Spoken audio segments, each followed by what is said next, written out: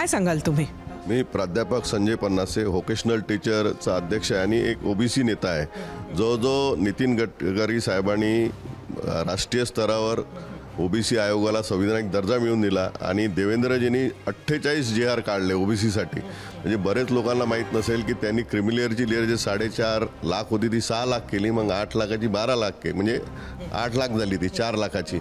आणि 72 हॉस्टेल वसतिगृह हे महाराष्ट्राला दिले. प्रत्येक जिल्ह्यात 2, एक मुलींचं आणि नुसती घोषणा नाही केली तर तिची अंमलबजावणी झाली. 50 हॉस्टेल आता सुरू झाले.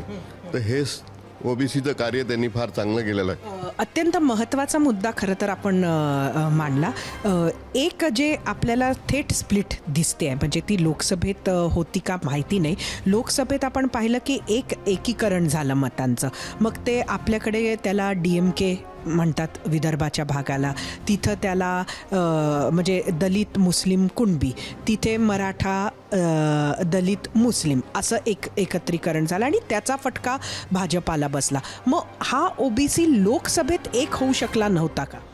नाही, काय झालंय, चुकीचं नेरेटिव्ह पसरवण्यात की संविधान बदलणार त्याचा फटका हा मतदारांच्या याच्या मनामध्ये आलं की संविधान जर बदलणार तर मग ओबीसीला किंवा इतर जे मागासवर्गीय आहे यांना फार त्रास जाईल. पण मग आज ओबीसींच्या मनातून ही भीती निघाली आहे का?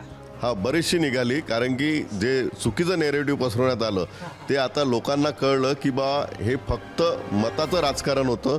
विकास जो आहे आणि ओबीसीचा खरा जर हे करू शकते तर ती म्हणजे येणारी विधानसभा निवडणूक खास दक्षिण पश्चिम मध्ये सुद्धा जातीवर जाणार आहे का?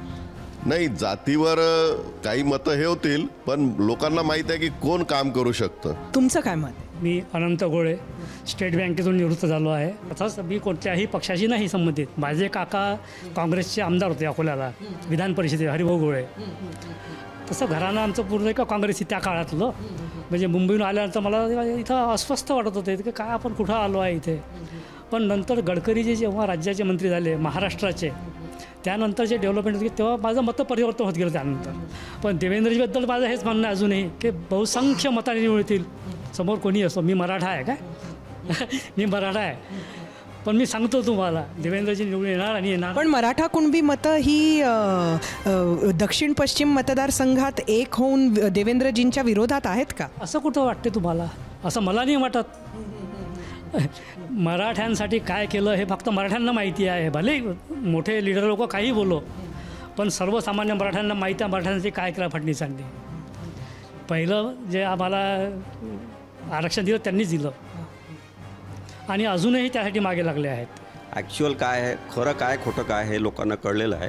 त्याच्यामुळे त्याचा जो रिव्हर्स इम्पॅक्ट आहे तो आता याच्यात पडणार आहे. पण आपल्याकडे जर बघितलं तर एकनाथ शिंदे यांच्या शिवसेनेचा फारसं ताकद नाही असं म्हणावं लागेल, किंवा दुसरीकडे अजितदादांचं सुद्धा फारसं अस्तित्व नाही. पण तेच नागपूरमध्ये जर बघितलं तर काँग्रेसचं अस्तित्व आहे, उद्धव ठाकरेंचं अस्तित्व आहे आणि शरद पवारांच्या राष्ट्रवादीचं नक्कीच अस्तित्व आहे. त्यामुळे ते 3 पक्ष समोर जेव्हा ताकदीनं विरोधी उमेदवाराच्या पाठीशी उभं राहतील तेव्हा त्याचा फटका फडणवीसांना बसेल. यांचा जो प्रचार आहे तो एक निगेटिव्ह नॅरेटिव्ह पसरवण्यात जातं.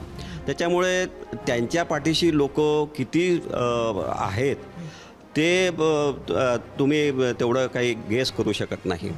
आणि ज्यावेळेस जी शिवसेना जी सशक्त होती ती सशक्त शिवसेना आता शिंदेंच्या पाठीशी उभी आहे, उद्धव ठाकरेच्या नाही.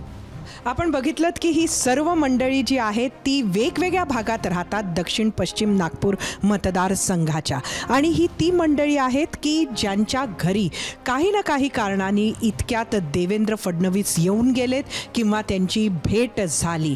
ही वेगवेगळ्या जातीची आहेत, वेगवेगळ्या प्रोफेशन्सची आहेत. मात्र एखादा नेता आपल्या घरी येतो तेव्हा त्याच्या पाठीशी उभं राहणारे आधीपासून जरी आपलं मत असलं तरी ते कसं कणखर होतं, कसं त्याला ताकद मिळते हे आपण आत्ता बघितलं. एबीपी माझा, उघडा डोळे बघा नीट.